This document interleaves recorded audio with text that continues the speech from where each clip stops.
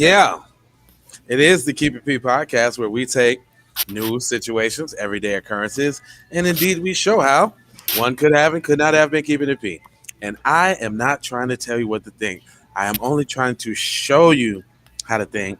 That's the reason why I bust down the articles the way I do. So we back. We back.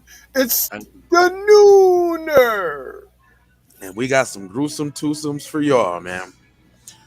So this Utah PC man killed his ex-wife and told the children to close their eyes as he led them past their dead bodies.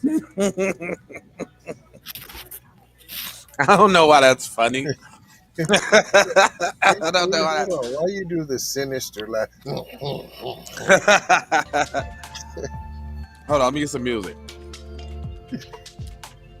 I need some music for this. Maybe we're gonna kind of lighten it up with the chill hop. All right. What the chillations? Yeah, so it said law enforcement authorities are searching for 35-year-old man who was accused of killing his ex-wife while her children were in the house. They say that he told the kids to close their eyes while he led them past the mother's lifeless body and out of the house. Warrant seeks Michael Grant Asman. Can't make that up. Asman, arrested for murder of Julie Ann Burns. How's it spelled? Asman.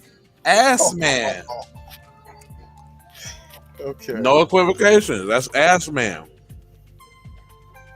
It say on Thursday, press release that the Washita County Sheriff's Office described Assman as being a 5'6" tall and weighing 195 pounds. He was a short little Oompa Loompa, little stubby little joint, wasn't he? I promise you. He was blonde hair, blue eyes. Go figure. He's believed to be armed and dangerous. According to the report from the Salt Lake City NBC affiliate, it said the department on Wednesday responded to a request for a welfare check at the home located on 300 block of South 500 East. The caller, Assman's sister, reportedly told the emergency dispatchers that her brother was acting weird and asking her to come get the kids. Okay. I think he probably said it way more than that. But the response from the officers reportedly they were unable to make contact with anybody at the home. At 10:30 a.m. the next morning, officers responded to the home again after getting the request for the second welfare check. The citizens, the second welfare check was reportedly requested by Burns' co-worker after she failed to show up for work and could not be reached via phone. The co-worker reportedly told the dispatcher that she went to Burns' home, and when she opened the door, she noticed that she believed to be blood on the kitchen floor. The officers entered the home, where they reportedly found Burns laying on the kitchen floor. She apparently had sustained gunshot wounds to the head and was. So this dude asked the kids to walk past the bloody head trauma mom on the floor. Now I thought he strangled her. Right. Suffocated her, broke her neck or something. He's snookered her. He's telling them to walk past the open gunshot wound head mom on the ground with their eyes closed. Come on, man. Hold on, and the kids ain't gonna open their eyes one time. Yeah, right, dude. You didn't really think that through. Slipping and roller skating in their mom blood. Yeah, that's real messed up, bro. It says officers entered the home where they reportedly found Burns laying on the kitchen floor. She appeared to sustain gunshot wounds to the head and was pronounced dead at the scene. In an interview with the investigator, what? What a monster. I know. In an interview with investigators, one of Burns' two children reportedly said that they were at home when their mother on Wednesday when the armed ass man came to the house and began arguing with Burns. The child disclosed that they had seen Michael with the handgun, and the child stated that they were in upstairs and that they heard to believe what was a gunshot. Charging, They seen the murderer, the assailant, the thug. You're not going just when they seen Michael handling the firearm after. no, and this too. Did you notice this too? If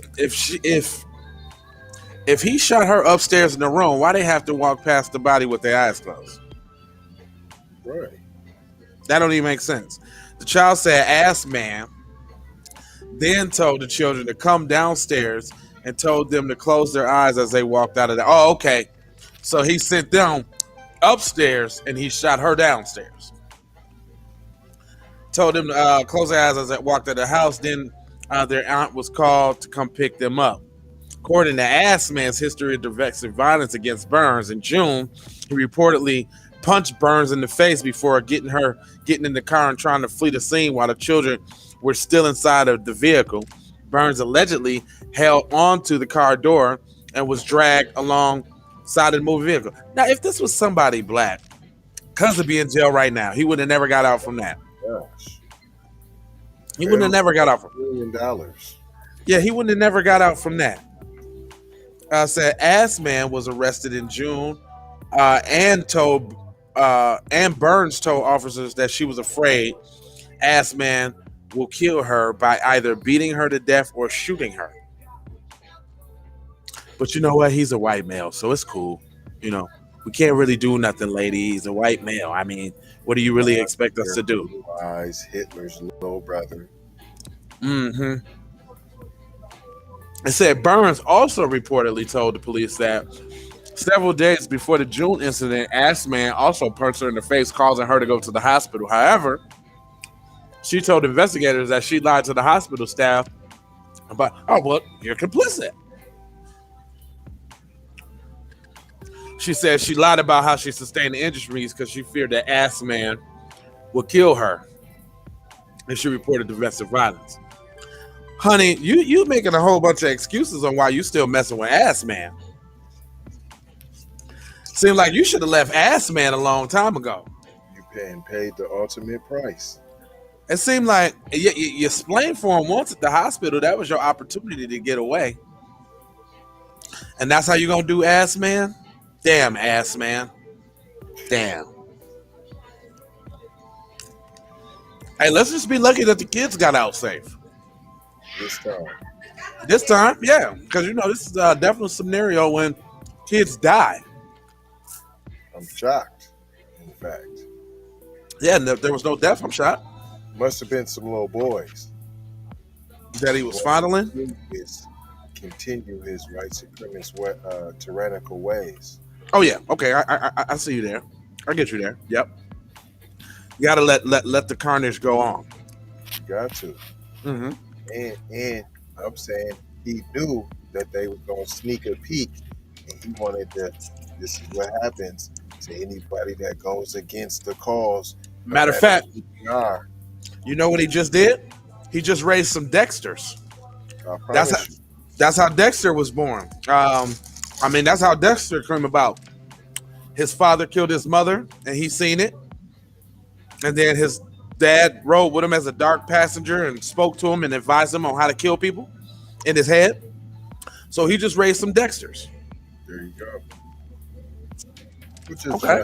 We knew about it, but it's just to be able to show you and illustrate live and living color for you.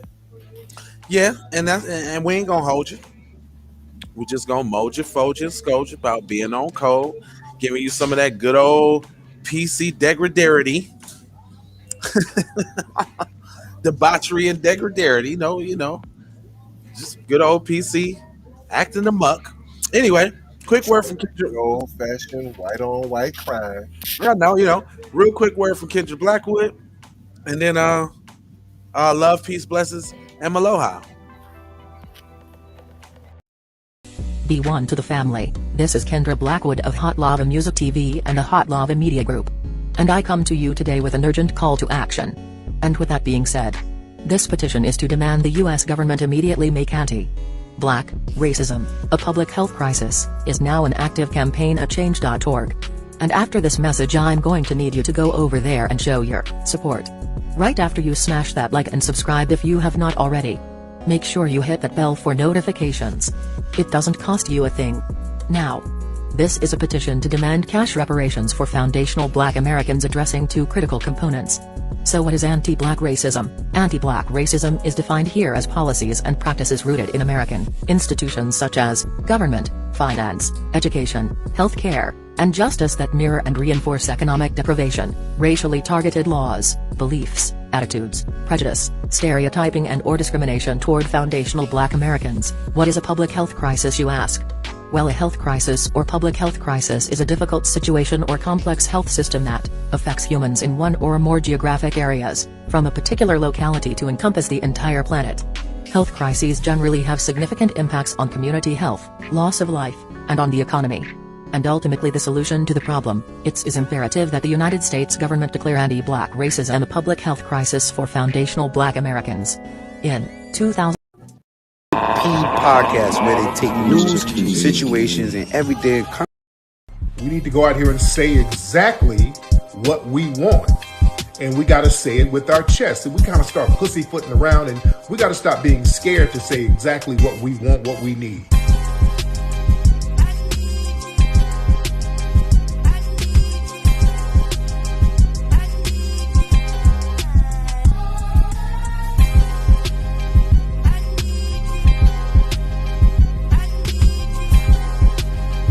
We need that paper. Say it with your chest. Damn all that. We need justice. We need y'all to love us. No. We don't need that paper. We need reparations in the form of a check. Let's stop being afraid to say that.